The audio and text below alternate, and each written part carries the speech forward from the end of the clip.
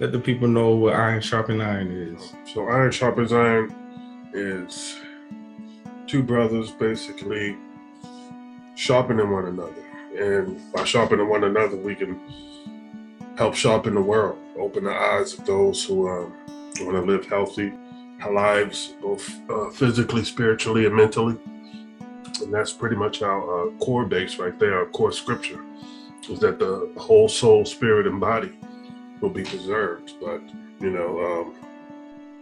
if we go to the gym to work out our physical body, but we don't work out our soul, we don't work out our mind spiritually and stuff like that. So what we take into ourselves and what we give out to ourselves is just a recyclable thing. Amen. Amen. And to touch on that, this is a Christian channel. Yes. Or I would love to say believers in Christ, followers of Christ channel. No doubt.